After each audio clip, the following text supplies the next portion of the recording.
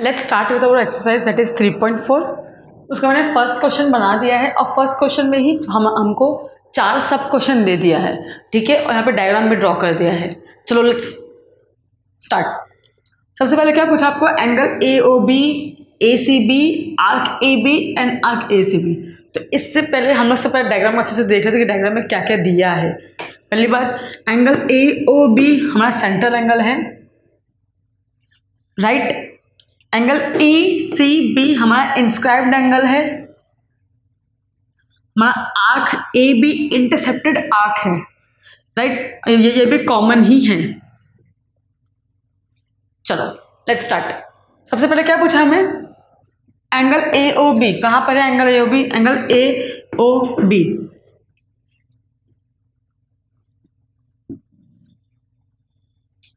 सबसे पहले हमें क्या बोला है कि जो हमारा कॉर्ड है ना, हमारा कॉर्ड और रेडाई सेम है। क्वेश्चन में आपको ये स्पेसिफाई किया है कि हमारा कॉर्ड और रेडियस हमारा सेम है। तो इसका मतलब क्या है, सबसे पहले हम लोग रेडियस देख लेते हैं। क्या है रेडियस हमारा? ए ओ और ओ बी, ये क्या है हमारा रेडियस ऑफ सर्कल है, ठीक है। ए ओ मतलब कॉन्ग्रुएंट रहा किससे? सेगमेंट ओ बी से। क्यों? बिकॉज वो दोनों क्या है, रेडियस ऑफ द सर्कल है, रेडाई ऑफ सेम सर्कल। तो दोनों का साइड सेंटीमीटर या यूनिट सेम ही रहेंगे, मतलब वो दोनों कॉन्ग्रुएंट रहेंगे। देन प्लस आपको ये भी बोला है, क्वेश्चन में स्पेसिफाई किया है जो हमारा कॉर्ड है that is A B. A B हमारा रेडियस से कॉन्ग्रुएंट है, that means segment A O is congruent to segment O B. ये तो था ही था, हम ऊपर के नीचे लिख दिया मैंने एज इट इज। इस कॉन्ग्रुएंट है वो किससे है? कॉर्ड से भी। और कॉर्ड क्या है हमारा? A B, segment A B. ये कहाँ से आया? ये हमें गिवन है, ओके। चलो अभी सिर्फ हम लोग ये ट्रायंगल के बारे में ही बात करेंगे। अभी इससे क्या मालूम पड़ रहा है कि तीनों साइड्स कॉन्ग्रुएंट है। अगर तीनों साइड्स कॉन्ग्रुएंट होते हैं ट्रायंगल में तो उसको हम इक्विलैटरल ट्रायंगल बोलते हैं। क्या बोलते हैं? Equilateral triangle. Therefore triangle A O B is a equilateral triangle because तीनों के साइड्स कॉन्ग्रुएंट है। अगर तीनों साइड्स कॉन्ग्रुएंट है तो तीनों के एंगल्स भी क्या होते हैं? कॉन्ग्रुएंट होते हैं। और एंगल्स हमारे total sum of all angles in triangle कितने होते हैं? 180 डिग्री होते हैं। देयरफॉर एंगल हमें ए ओ बी निकालना था, तो इंडिविजुअल एंगल कितना हो जाएगा? 60 डिग्री हो जाएगा।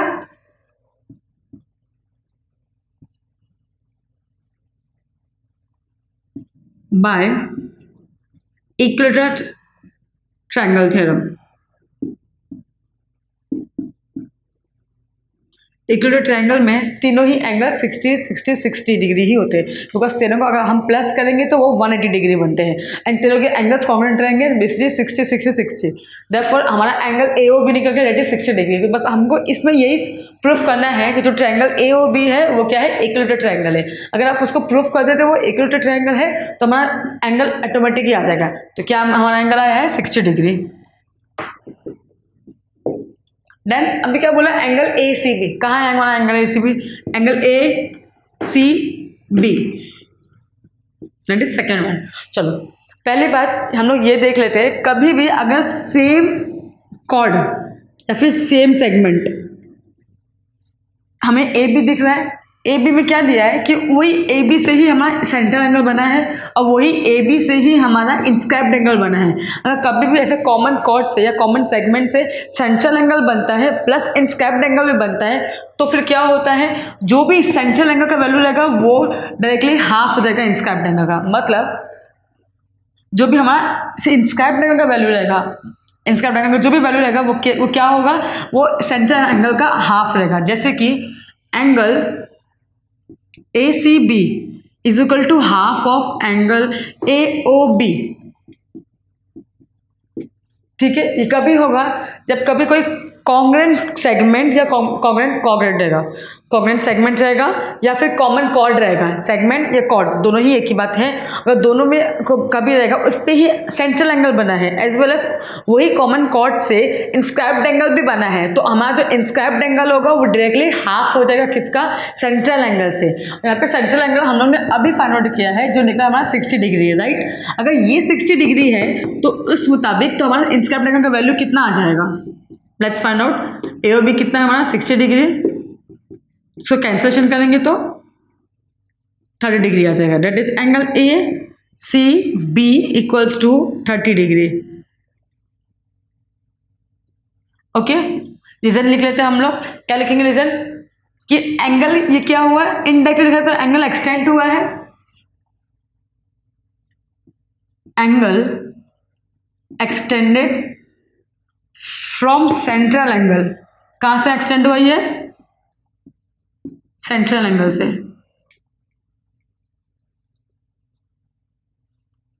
ओके, कॉमन कॉर्ड या कॉमन सेगमेंट आया और उसी के थ्रू आपको बना है central angle as well as inscribed angle. तो फिर जो इंस्क्राइब्ड एंगल की जो वैल्यू होती है ना वो डायरेक्टली इसके हाफ होती है। अगर यहाँ पे 100 डिग्री होता तो ये डायरेक्टली 50 डिग्री हो जाती है। अगर यहाँ पे 60 है तो यहाँ पे 30 हो जाता। सेम यहाँ पे हम लोग ने सेकेंड एंगल में निकाल लिया है जो है 30 degree. Okay, now let's move to third question, that is arc A B. हमेशा ध्यान देना कि एंगल कहाँ पे लिखा है एंड आर्क कहाँ पे लिखा है, बिकॉज बच्चे मोस्टली कंफ्यूज हो जाते हैं दोनों में। ठीक है, तो third question is arc A B. कहाँ है हमारा आर्क ए बी, दिस। तो आर्क ए बी हम चाहे तो हम लोग माइनर एंगल का थ्योरम पढ़े थे। माइनर एंगल में क्या होता है, जो माइनर एंगल होता है उसके अपोजिट मतलब उसके जो करस्पॉन्डिंग माइनर आर्क होते हैं वो दोनों इक्वलिटी होते हैं। तो हम लोग वो थ्योरम भी अप्लाई कर सकते हैं या फिर हम इंस्क्राइब्ड एंगल थ्योरम भी अप्लाई कर सकते हैं। इंस्क्राइब्ड एंगल थ्योरम में क्या था कि जो भी हमारा एंगल रहेगा वो डायरेक्टली इसका डबल हो जाएगा। ठीक है, तो हम लोग डायरेक्टली यहाँ पे दो थ्योरम यूज कर सकते हैं। या तो हम लोग कर सकते हैं माइनर आर्क थ्योरम और एल्स हम लोग यहाँ पे इंस्क्राइब्ड एंगल थ्योरम, दोनों ही यूज करके हमारा वैल्यू सेम ही निकलेगी। ठीक है, मैं यहाँ पे माइनर आर्क थ्योरम यूज कर रही हूँ।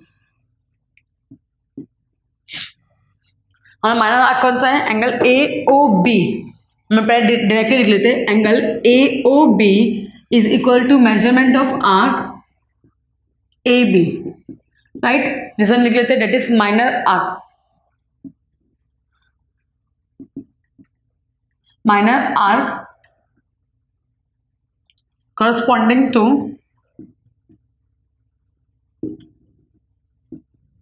minor angle, minor central angle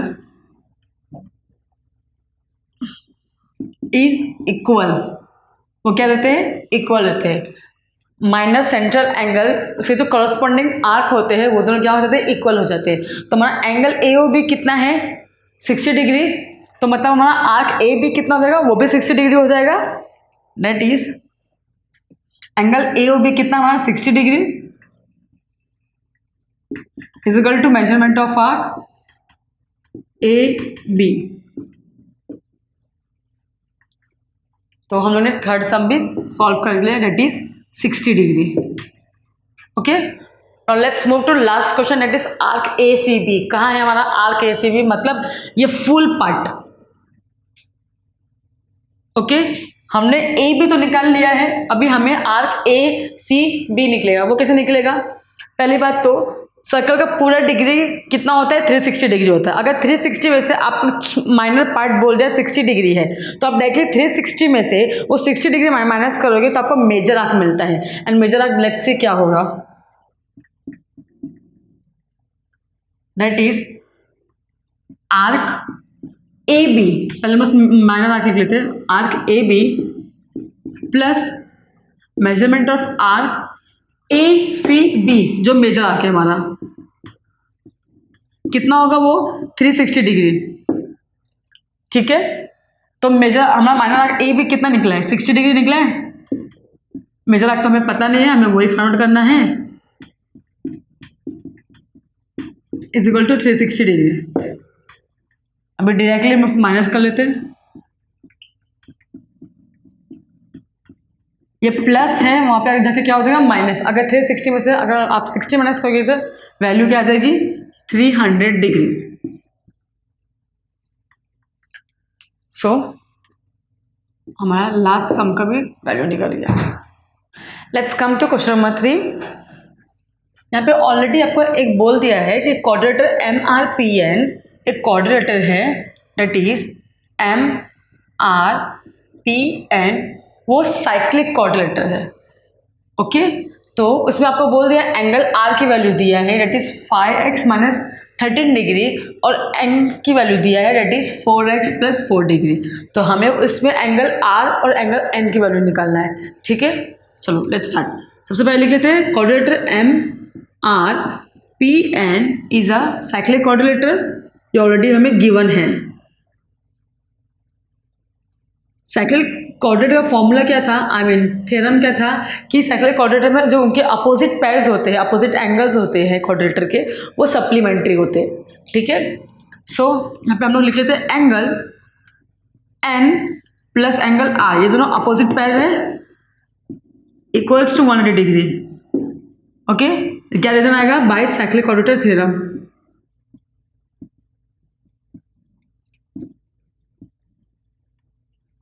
सो N की वैल्यू क्या दिया है हमें 4x plus 4 degree plus R की वैल्यू क्या दिया है हमें 5x minus 13 degree equals to 180 डिग्री। ब्रैकेट ओपन कर लेते हैं। सबसे पहले 4x plus 4 plus 5x minus 13 equals to 180। तो x और x सॉल्व कर लेते हैं, that is 4 plus 5 9x। Okay, यहाँ पे प्लस 4 माइनस 13 तो क्या हो जाएगा 9, बट साइन हमेशा बड़े नंबर कहते हैं तो साइन हमने माइनस कर दिया यहाँ पे 180। अभी हम लोग 9x को वहीं पर रखेंगे, जो माइनस 9 है उसको शिफ्ट कर देंगे। अगर माइनस 9 को हम वहाँ पे शिफ्ट करें तो वो प्लस साइन हो जाता है, दैट इज 180 प्लस 9 तो क्या हो जाएगा 189। अभी हमें x की वैल्यू चाहिए तो ये मल्टीप्लाई में है 9, वहाँ पे शिफ्ट करो तो क्या हो जाएगा डिवाइड हो जाएगा 189 डिवाइड बाय 9। इफ हम उसको कैंसिलेशन करते हैं तो x इक्वल्स टू 21 वैल्यू आता है। क्या आता है x की वैल्यू, ठीक है। यहाँ पे अभी तक हम लोगों ने सिर्फ x की वैल्यू निकाला है, हमें निकालना क्या है r और n की वैल्यू। तो क्या करेंगे, जो r की वैल्यू दिया है ना उस पर हम x की वैल्यू पुट डाउन करके और पूरा हम लोग r की वैल्यू निकालेंगे। जैसे कि यहाँ पे कर लेते हैं, एंगल R हमें क्या बोला है 5x माइनस 13 डिग्री, राइट। हमें ये बोला है तो 5 की जगह 5 ही रहेगा, जो बस x की वैल्यू है वो उसकी वैल्यू हमने जो निकाला है दैट इज 21 की वैल्यू हम लोग पुट डाउन करेंगे माइनस 13। ओके, अभी 5 मल्टीप्लाई 21 कितना होगा 5 1 जा 5 5 2 जा 10 that is 105 minus 13 degree equals to कितना आ रहा है दैट इज 105 माइनस 13 टू 92।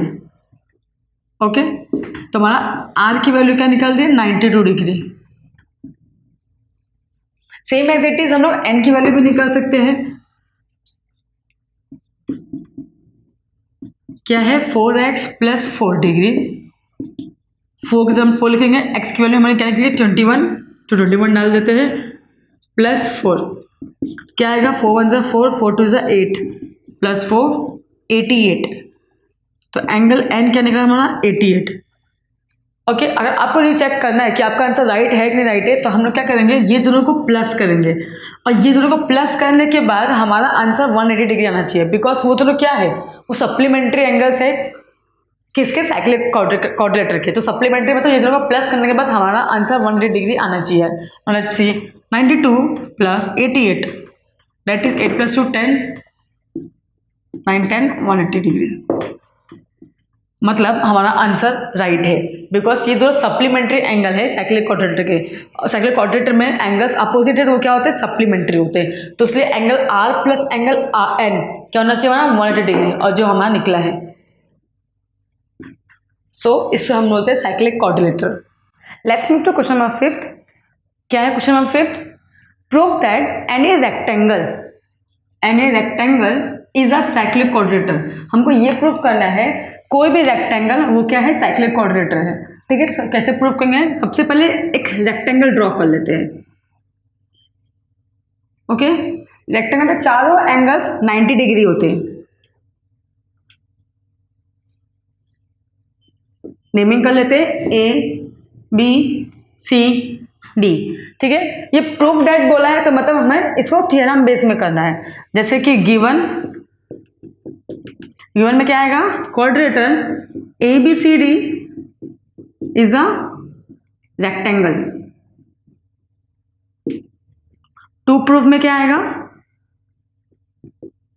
हमें ये प्रूफ करना है कि वो साइक्लिक क्वाड्रेटर है। साइक्लिक क्वाड्रेटर मतलब जो अपोजिट एंगल्स होते हैं क्वाड्रिलेटर में वो सप्लीमेंट्री होना चाहिए, मतलब 180 degree. That is angle A plus angle C equals to 180 degree, और angle D plus angle B जो दोनों अपोजिट हैं इक्वल्स टू 180 डिग्री, उसको हम साइक्लिक क्वाड्रिलेटर बोलते हैं। राइट, चलो उसको प्रूफ करते हैं। अभी कैसे प्रूफ करेंगे, पहली बात तो रेक्टेंगल के चारों एंगल्स 90 डिग्री होते हैं, 90 degree 90 degree 90 degree. Okay, so in rectangle A B C D, angle A is equal to angle B is equal to angle C is equal to angle D. कितने degrees होते हैं, चारों के चारों 90 degree होते हैं। ब्रैकेट में लिख लेते हैं reason, angles of rectangle.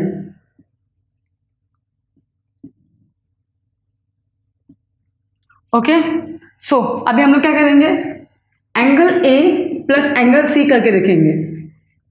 Angle A और एंगल सी, क्यों, बिकॉज ये दोनों अपोजिट एंगल्स हैं। तो एंगल ए कितना है, 90 डिग्री, एंगल सी भी 90 डिग्री है, तो 90 प्लस 90 दैट इज 180 डिग्री। मतलब angle A plus angle C equals to 180 degree. और साइक्लिक क्वाड्रेटर वही होता है जिसके अपोजिट एंगल्स सप्लीमेंट्री होते हैं, मतलब 180 डिग्री। तो सिमिलरली हम लोग ये भी प्रूव कर सकते हैं, that is angle D plus angle B equals to 180 degree.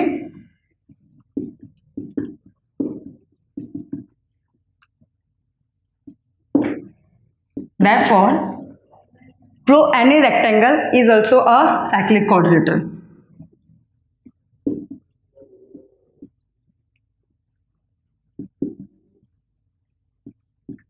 Is also termed as cyclic quadrilateral.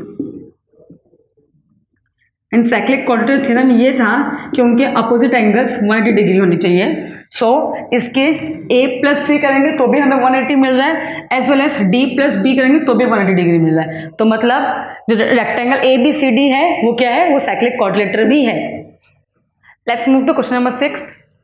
Question यहाँ पे दे दिया है एंड क्वेश्चन नंबर 6 में दो सब क्वेश्चन डिवाइड है ऑलरेडी। ठीक है, यहाँ पे डायग्राम दे दिया है। Let's start. क्या बोला है, quadrilateral W Z P T कहाँ पर है, डब्ल्यू जेड पी मतलब ये टी, ये क्वाड्रिलेटर साइक्लिक क्वाड्रिलेटर है, हमें ऐसा प्रूफ करना है। ओके ठीक है, सबसे पहले स्टार्ट कर देते हैं। In quadrilateral W Z P T, इसमें क्या दिया है, ऑलरेडी इन्फॉर्मेशन आपको दिया है कि जो ये एंगल है वो 90 डिग्री है, तो मतलब ये एंगल भी 90 डिग्री होगा। That is P Z W, angle P Z W plus उसका अपोजिट एंगल कौन सा है, दैट इज टी। और अगर यहाँ पे 90 डिग्री तो मतलब ये भी 90 डिग्री है, that is W T P, angle W T P. ये 90 है, ये 90 है, तो दोनों को प्लस कर लेते हैं। That is 90 plus 90 is equal to कितना हो गया, 180। एंगल्स के नेम लिख लेते हैं। That is P W plus angle W T P, कितना निकला हमारा, 180 डिग्री। तो साइक्लिक क्वाड्रिलेटर में बोलता क्या है कि अगर एक क्वाड्रिलेटर में उसके अपोजिट एंगल्स 180 डिग्री होते हैं तो उसको हम साइक्लिक क्वाड्रिलेटर बोलते हैं। ठीक है, so by converse of cyclic quadrilateral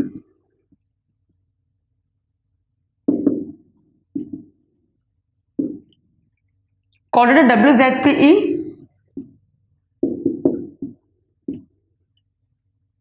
is a cyclic. Same theorem हम लोगों ने अप्लाई किया है। Okay, next it is question number 2। क्या बोला है? Point X Z T Y, मतलब एक्स जेड टी वाई, ये क्या होते हैं? कॉन्साइक्लिक। कॉन्साइक्लिक मतलब क्या? यहाँ पे एक कॉमन एंगल से, आई मीन एक साइड से एंगल पास हो रहे हैं, फॉर एग्जांपल ऐसे या फिर ऐसे, ठीक है। तो यहाँ पे जो दो एंगल बन रहे हैं ना, अगर वो दोनों कॉमन एंगल हो गए ना, तो ये चारों पॉइंट को हम कॉन्साइक्लिक बोलते हैं। फॉर एग्जांपल मैं यहाँ पे अभी एक सेगमेंट ले लेती हूँ, डेट इज ए और बी, ठीक है। अगर ए से, पॉइंट ए से एक एंगल पास हुआ है लाइक दिस, इसको मैं पे सी बोल देती हूँ, एंड पॉइंट बी से एक एंगल पास हुआ है लाइक दिस, इसको मैं पॉइंट डी बोल देती हूँ, ठीक है। अगर एंगल पास होने के बाद एंगल सी और एंगल डी दोनों सेम हुए या फिर कॉन्ग्रुएंट हुए, तो हम लोग point A C D B, ये चारों पॉइंट को हम कॉन्साइक्लिक बोलते हैं, ठीक है। तो इसमें कौन से पॉइंट्स की बात हो रही है? That is X Y Z and T. तो ये देख लेते हैं, ये एक कॉमन साइड है, that is X Y. Common side से एक्स से भी एक एंगल पास हुआ है, that is X Z Y, and वहां पे कौन सा डिग्री फॉर्म हो रहा है? डेट इज 90 डिग्री, परपेंडिकुलर है। एंड इसका एंड पॉइंट क्या? वाई, वाई से भी एक एंगल फॉर्म हो रहा है, that is Y T X, and T का फॉर्म कितना है? एंगल कितना? 90 डिग्री, एंड इसका भी कितना है? 90 डिग्री। दोनों कॉमन एंगल है, तो कॉमन एंगल है तो मतलब क्या हो गया? That is X, point Z, point T and point Y, they four are concyclic points, ठीक है। Now let's start. Point X and point Y, पहले ये दो पॉइंट है ऑन सेगमेंट एक्स वाई, ये क्लियर हो गया है। उसके बाद एक्स से भी एंगल एक्सटेंड हो रहा है एंड वाई से भी एंगल एक्सटेंड हो रहा है, that is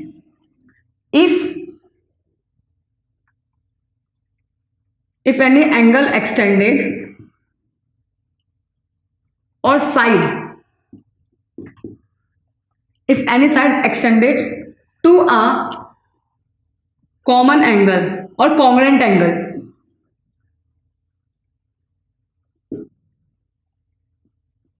from common side, that is xy,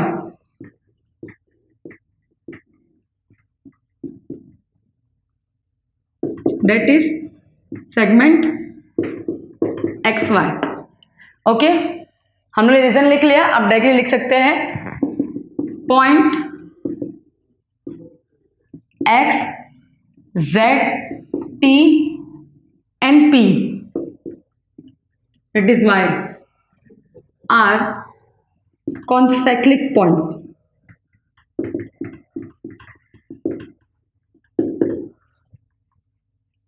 let's move to next question.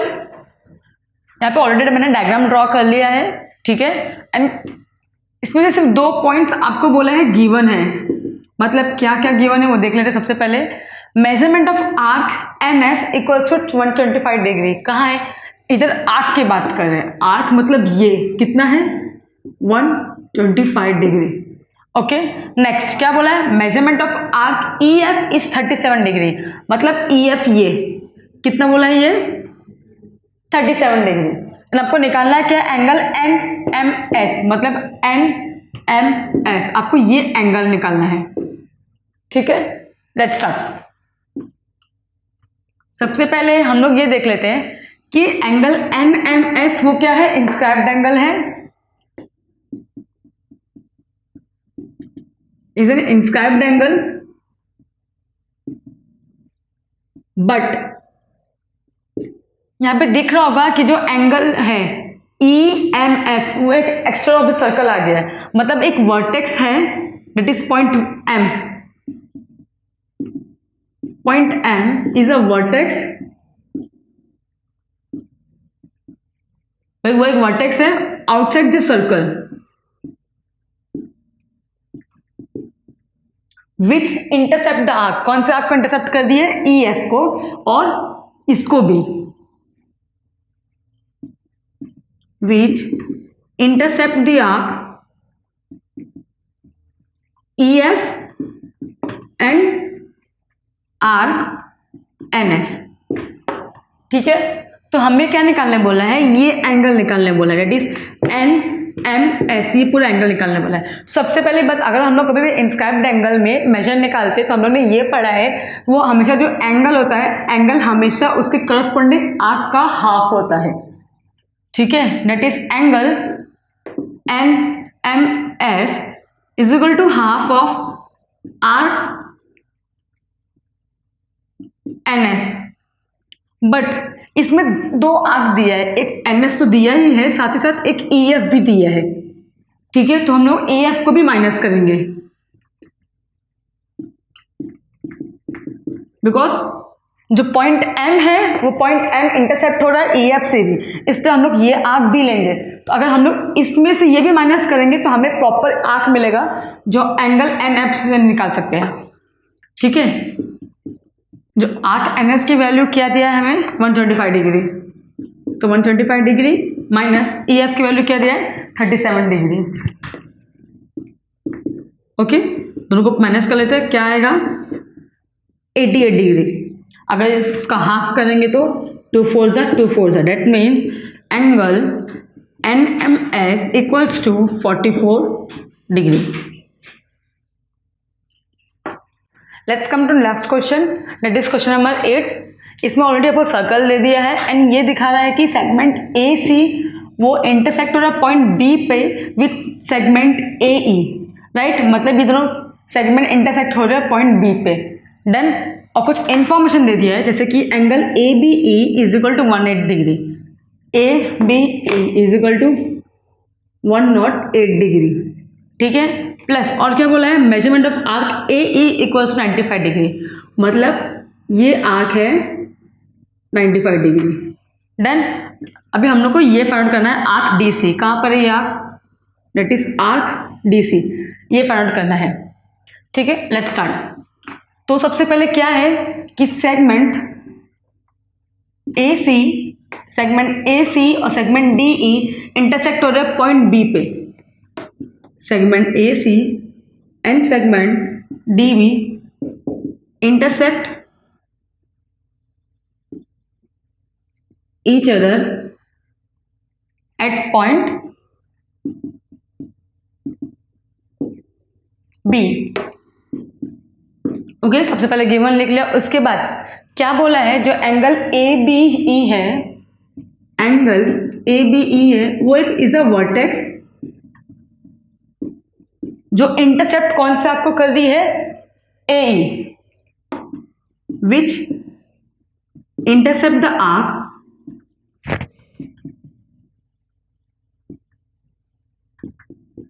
AE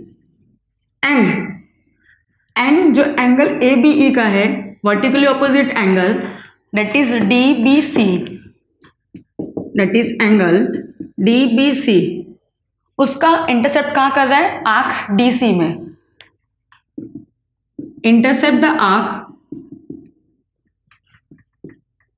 DC। सबसे पहली बात, अगर सर्कल में कभी भी इंटीरियर में पॉइंट में अगर वो एंगल बनता है, इंटीरियर में पॉइंट बन रहा है, तो वो टाइम में हम लोग आर्क को प्लस करते हैं। इफ सर्कल में एक्सटीरियर में पॉइंट बन रहा है, जैसे कि हम लोग 7th सम में किए थे, तो अगर 7th सम में ऐसा पॉइंट बन रहा है तो उसको हम लोग माइनस करते हैं, इसलिए वो सब में हमने माइनस किया था ये दोनों आर्क को, दैट इज ये आर्क एंड ये आर्क को हम लोगों ने माइनस कर दिया था 7th सम में। बट ये सब में वो सर्कल के अंदर पॉइंट बन रहा है, यहाँ पे इंटरसेक्ट कर रहा है, तो मतलब ये आर्क और ये आर्क को हम लोग प्लस करेंगे। जैसे कि ये सर्कल के अंदर पॉइंट इंटरसेक्ट हो रहा है, दैट इज पॉइंट B में, तो हमें ये एंगल दिया है, ये एंगल दिया है। पहली बात तो ये एंगल और ये एंगल कॉन्ग्रुएंट रहेगा बिकॉज वो वर्टिकली ऑपोजिट एंगल है, that is angle ABE। Angle ABE वो कॉन्ग्रुएंट रहेगा किससे, एंगल DBC से। अगर कभी भी सर्कल के अंदर इंटर ऑफ द सर्कल में ऐसे इंटरसेक्ट होकर पॉइंट हो रहा है तो वो टाइम में हम लोग आर्क्स को प्लस करते हैं। ठीक है, अगर सर्कल के बाहर ऐसे कॉमन पॉइंट से आर्क बनते हैं तो वो टाइम में हम लोग माइनस करते हैं, जैसे कि हमने 7 सम में किया था। अभी ये एंटर ऑफ द सर्कल हो रहा है तो हम लोग ये आर्क प्लस ये आर्क करेंगे हम लोग को ये एंगल फाइंड आउट करने के लिए, ठीक है। तो फॉर्मूला हमारा कैसे बनेगा, angle ABE is equal to half of, हम लोग उसका इंटरसेप्ट आर्क लेते हैं, ये एंगल का इंटरसेप्ट आर्क क्या है, आर्क AE, बट उसका वर्टिकली ऑपोजिट एंगल का भी आर्क लेंगे हम लोग, तो कौन सा एंगल आर्क है, दैट इज आर्क DC, जो हम लोग को फाइंड आउट करना है। एंगल ABE की वैल्यू ऑलरेडी गिवन है जो है 108 degree, is equal to half का हम लोग हाफ लिखेंगे, आर्क AE की वैल्यू भी दिया है that is 95 degree, plus arc DC हम लोग को फाइंड आउट करना है तो आर्क DC को हम एज इट इज लिखेंगे। अगर 2 यहाँ पे डिवाइड में है उसको शिफ्ट करेंगे तो वो मल्टीप्लाई में कन्वर्ट हो जाएगा, that is 108 into 2 equals to, सारे वैल्यू हम लोग एज इट इज लिख लेते हैं, that is 95 plus arc DC। Okay, दोनों को मल्टीप्लाई करेंगे तो हमारा वैल्यू 216 डिग्री आ जाएगा। ये 95 यहाँ पे प्लस में है, अगर उसको साइड चेंज करेंगे तो वो माइनस में हो जाएगा, is equal to arc DC। अगर 216 आप माइनस करोगे 95 से, that is 12192, that is 121 degree, is equal to arc DC। तो हम लोग ने यहाँ पे आर्क DC की वैल्यू निकाल लिया, that is 191, that is 121 degree.